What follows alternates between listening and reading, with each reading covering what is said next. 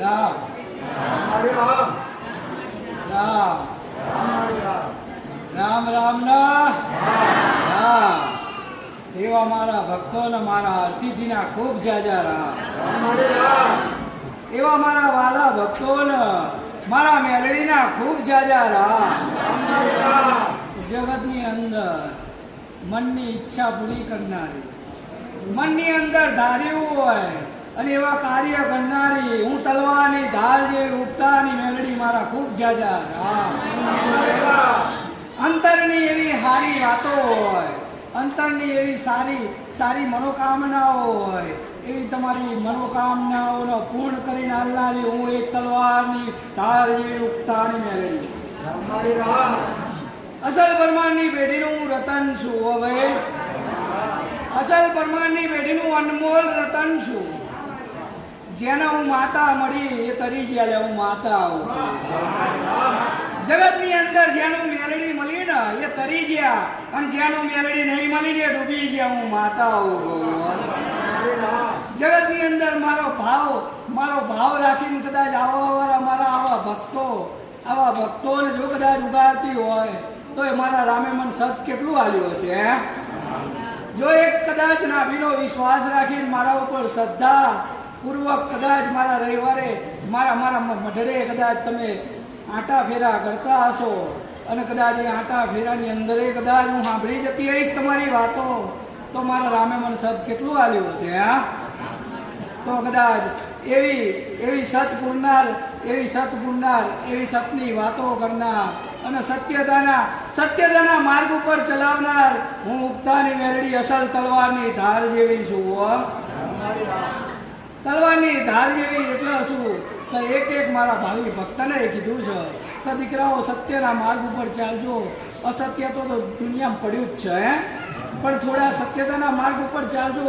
થોડીક કસોટીઓ થશે, થોડાક ડગમગી જશો પણ થોડાક આગા પાછા થઈ જશો. પણ કદાચ મારા મેલડીના શબ્દ સાંભળ્યા હશે અને મને મેલડીને યાદ કરતા હશો તો કદાચ એવી ઘડીઓમાં કદાચ તમે ડગુમગુ થશો ને તો એવા સમયગાળામાં કદાચ ઉગાડી લઈશું મેલડીઓ. જગતની અંદર એવા સમયે બાવડા ઝાલી લઈશ કે તમને પડવા નહીં દઉં. દીકરાઓ ફોની સ્પીડે જતા હશો અને અંતરમાં એવું થઈ જાય કે આજ છેલ્લો દિવસ પણ એવા દાડે કદાચ મને માતાને યાદ કરી હશે તો ઘડીના છઠ્ઠા ભાગમાં આવીને કદાચ બચાવી લઈશું. એટલે તમે ખાલી પ્રેરણા કરશો, અંદર મનની અંદર વિચાર કરશો કે માં દુનિયાની અંદર હવે બહુ ફરી ગયા, બહુ હરી લીધું, દુનિયા ફરીને થાક્યા પણ હવે થોડા માર્ગ ઉપર સીધા ચાલવું. થોડું માં ચલાય ના ચલાય, વધારે ચલાય નહીં પણ 50% સત્યતાના માર્ગ ઉપર ચાલવું. 50% તમે કોશિશ કરજો, હોય 100% હું કરી આવીશું. પણ થોડાક તમે સત્યતાના માર્ગ ઉપર ચાલશો ને તો મારા રામના દરબારમાં મારે કહેવું પડશે કે મારા દીકરા આવો કદાચ મારા શબ્દો સાંભળીને કદાચ એમનું જીવન પરિવર્તન કરવા માંગે છે તો હે નારાયણ, હે નાથ, હે કૈલાસપતિ, આ મારા ભક્તને હવે મારે ઉગારવો છે તો એના દુખડા બધા હરી નાખ અને એના જયેલા પાપોને કદાચ દૂર કર અને મારે એના માર્ગ ઉપર લાવવો છે. તો કદાચ તમારા જીવનની અંદર જેટલા પાપ થયા હોય, જેટલા કર્મ થયા હોય તો એના 50% કદાચ મારા રામના દરબારમાં જઈને ભૂખાઈ અને તમારું જીવન પરિવર્તન કરનારી હું મેલડી હો. કે માં કોઈ જોયું કે મેં અહીંયા ગાડી ચોપડા લખ્યા ને અહીંયા ગાડી પૂછ્યા નહીં જોયું ને પણ જેના પૂછ્યા ને જેના લખ્યા ને એવા મારા હરેક ભક્તના હૃદય લખાયા છે હો. જેના જીવન પરિવર્તન થયા ને મારે ગણાવવાની જરૂર નહીં એવા મારા ભક્તો બેઠા છે. તમે શબ્દ નહીં કીધો ને કદાચ મારી વાહે ગાડા થઈ ગયા છે હો. એવા મારા દીકરા છે ને એવી દીકરીઓ છે કે મારા નામ ઉપર દુનિયાના શેડે કદાચ દુઃખ જુવન તો શું કે હેડે બોર્ડ લઈ જવું તને પરમારની પેઢીની માતા એ તલવારની ધાર જેવી એક મેલડી છે. ખાલી હું જઈતી ને મારા જીવનમાં મારા ઘર પરિવારમાં સુખ ને શાંતિ થઈ ગઈ તો આજે જિંદગી ભર કદાચ મારા દર્શને આવતા હશે ને તો એવા મારા ભક્તોએ પડ્યા છે હો.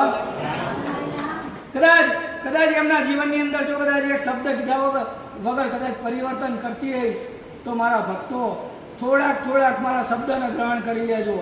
જીવનની અંદર જો સત્યતાના માર્ગે ચાલવા જશો એટલે ઘણાય આડાય આવશે ને કાંટાય આવશે ને બધુંય આવશે, પણ દીકરાઓ તમે પથ ના ભૂલતા.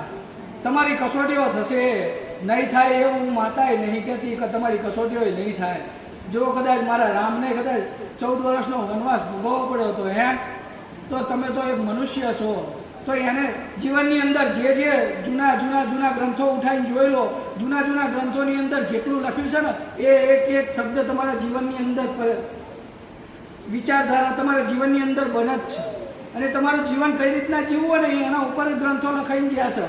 મોટા રાજા મહારાજાઓ જોયું ને, રાવણ શું સમજણ આપીને ગયું કે ગમે એટલું જ્ઞાન હોય, ગમે એટલો પૈસો હોય, પણ અંદર તો બુદ્ધિ ઉજે ને એટલે કશું રહે નહીં. અહંકારનો નાશ તો થાય ને થાય. એટલે હું આ મુખમય બૂમો મારીને કહું છું, એટલે અહંકાર ના કરશો. એક દાડો ગાડાઓ પાતાળમાં જગ્યા નહીં મળે, હું માતા આવું કહું છું. જો કદાચ રાજા રાવણનો ઉતરી ગયો તો તમે તો પામર મનુષ્ય છો, અને જગતમાં મારા દેવ આગળ અહંકાર વાળાનું કઈ કાર્ય નથી. નહીં તો મારા દીકરાઓ ભટક્યા છે તમારી જેમ જ, કે અહીંયા જઈએ તો સારું થઈ જાય, અહીંયા જઈએ તો સારું થઈ જાય, આમ કરતા અમારી માતાનું થઈ જાય. પણ મારા દીકરાના અંદર મારા પ્રત્યેનો પ્રેમ નતો, એમની લાલચ હતી હો, કે મારું સારું થઈ જાય, મારું સારું થઈ જાય. પણ જે દાડે મારો વિચાર કર્યો ને એ દાડે હું માતા જાગી હો, અને મારા થઈને બેઠા તમે ખંખેડીને ખોરે લીધા છે. એમ મારા ભક્તો આજ તમે આવો છો ને તો મારા ખોળામાં બેઠા છો. એટલે કહું છું કે તમને હૃદયમાં દુઃખ ના લાગે, તમને હૃદયમાં દુઃખ ના લાગે. એટલે થોડા માર્ગ ઉપર થોડો ડર રાખીને જીવજો. ડર ખોટાનો નહીં રાખવાનો, કોઈ જાતનો ડર અંદરથી એક જ હોવો જોઈએ કે માં તારા શબ્દો સાંભળ્યા પછી અમારી સેજે ખોટું થાય નહીં. ભૂલથી થાય ને એનો તો મારો નારાયણ માફ કરે છે, હું માતાએ માફ કરું છું. ભૂલો તો મનુષ્યથી થવાની. આજે હું આટલું કહું છું ને તો મારા ભક્ત સાંભળશે, કદાચ વિડીયોમાં જોશે ને તો સાંભળશે. 2 દિવસ એનું પાલન થશે ને 3જા દિવસે બાષ્પીભવન થઈ જશે. થઈ જાય ને કાયમ કે આટલી બધી કસોટી આ રીતના તો હતો છે. અમુક હોય ને બુદ્ધિજીવી, આવું ના હોય, આમ ના કરવાનું હોય, આ રીતના કરાય એટલે કરવું પડે. મને માતાને પામવું હોય ને તો મારા શબ્દો જ ચાલવું પડે. મારા શબ્દો એ ચાલો ને તો જ પામું, નહીં તો કશું મળે નહીં. જગતની અંદર કંઈ કેટલા પડ્યા છે ને. અડધી રાતે એમ કહે કે આને મહાણમાં આવીને દેવ જ કરી જાય ને, મહાણમાં જઈને વિદ્યા કરવા વાળા પડ્યા, પણ તો એમાં માતા નહીં મળતી. ચમ એમની નીતિ સાચી નહીં હો. જેનું હૃદય કોમળ થઈ જાય અને ભલું કરવાની ભાવના થઈ જાય ને એને ધૂણવાની જરૂર ના પડે. હું આવું કહું છું, એને ધૂણવાની જરૂર ના પડે. એક મારો ભક્ત છે ને મારો મેલડીનો છે હો. એક શબ્દ તમારો પડે ને જો કદાચ બનાવું નહીં તો જગતમાં ગાંડાઓ મેલડીના પારે આવું નકામું કરે હો. પણ એવો ભાવ ને એવો વિશ્વાસ રાખીને કદાચ કોઈનું સારું વિચારજો. સારું વિચારો જો 3.5 દાડામાં સારું કરું ને તો ગાંડાઓ જગતમાં હું મેલડી હો. કંઈક નું બનાવ્યું છે. હું ગાવા જઉં ને તો સમય ઓછો પડે, ના પડે એવું નહીં, સમય બહુ ઓછો પડી જાય. મારા કાર્યો એટલા છે, પણ કાર્યો ગણાવવા જઈશ ને તો નકામવું પડશે. અત્યારે દુનિયામાં હું કાર્ય કરીને હું કહું તો કોઈ કામનું ખરું ભાઈ, કે આ તો કામ કરીને માતા પોતે ગાય. પણ મારા ભક્ત આવે છે, જેમ પેલા ટોરું આવ્યું હતું ને એમ આવે છે. હજુ વિડીયો જોઈને આવે છે હો.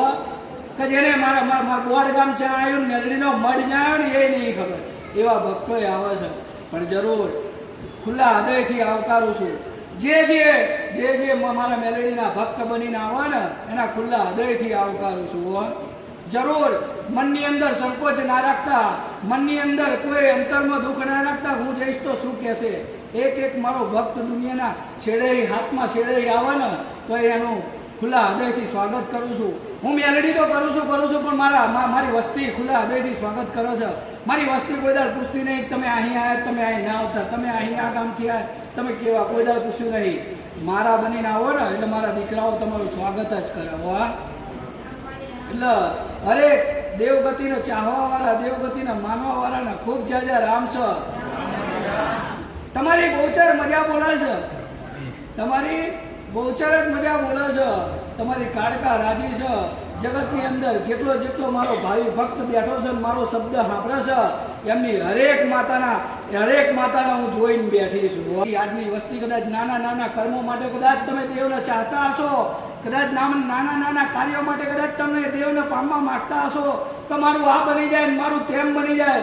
કદાચ દેવ શું કરે ને એ દાખલો જુઓ કે કદાચ 300 વર્ષના વાણા વાયા હોય તો મનુષ્ય ભૂલી જાય, પણ દેવ ના ભૂલે. એનું નામ દેવ કહેવાય.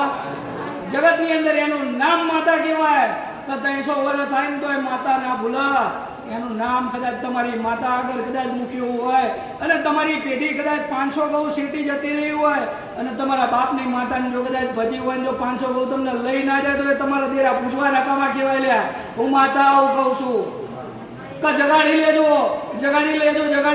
તમારી પેઢીના એકાદો દીવો તમારા બાપે કદાચ હૈયાની હથેળીએ કર્યો હોય અને એક સાચા ભાવને સાચી ભક્તિથી કદાચ એક દીવો કર્યો હોય ને દીવા સામું કદાચ નજર મારી લેજો. જો ગાંડાઓ તમારી પેઢીઓ ના તરી જાય ને તો જગતમાં મારે બોલવું નકામું પડે. લ્યા કદાચ કહે છે ને કે સામે વાળો ના વરે ને તો સજ્જન માણસ હોય ને એ વરી જાય. પહેલાના જમાનામાં નાના બૈરા હોય ને તો સમજણ ઓછી નાના લગ્ન કરી નાખે તો સમજણ ઓછી હોય એટલે બૈરાઓ કદાચ સામે જતા હોય ને એમનું ધ્યાન ના હોય. સામે ભાભા આવે છે, ભાભા એટલે ભૈડિયા, તો કદાચ એ હેડે જતા હોય ને તો એમ એટલા મર્યાદાવાળા હતા કે એ પડખું બદલીને ઊભા થઈ જાય. ભૈડા પડખું બદલીને ઊભા થઈ જાય કે નાની વહુ છે નીકળી જાય ને પછી જવું એમ. એવી મર્યાદાઓ હતી હો. અને એ મર્યાદા હેડનાર છું. એટલે એવા કદાચ હેડતા હોય દીકરા દીકરીઓ એવાને મારા ખૂબ જ્યાં રામ છે. તમારા પેઢીના કોઈ દેવ હોય, પૂર્વજ હોય તો દીકરીઓને ખાસ કહું છું કે તમારી પેઢીમાં પૂજાતા હોય તો તમારા પેઢીના પૂર્વજ આગળ કદાચ બેહો ને તો માથે લુગડું રાખીને બેસજો. તમારા હારા આગળ કદાચ માથે પાડજો. હું માતા એવું ના કહું, હું દેવ હોય એવું ના કહું કે માથે રાખજો. એ તો તમારા મનુષ્યનો વિષય છે, તમારે કેટલું કરવું. પણ કદાચ દીવો થતો હોય ને આ દેવ હોય એની સામું કદાચ માથે રાખીને બેસો ને તો એ મર્યાદા હટવાઈ રહેશે અને તમારી આબરૂ અહીંયા જળવાશે. જો કદાચ તમે એની સામું ઓઢણ રાખીને બેસો તો તમારા માથે હાથ રાખવા જરૂરી ઊભા થાય છે.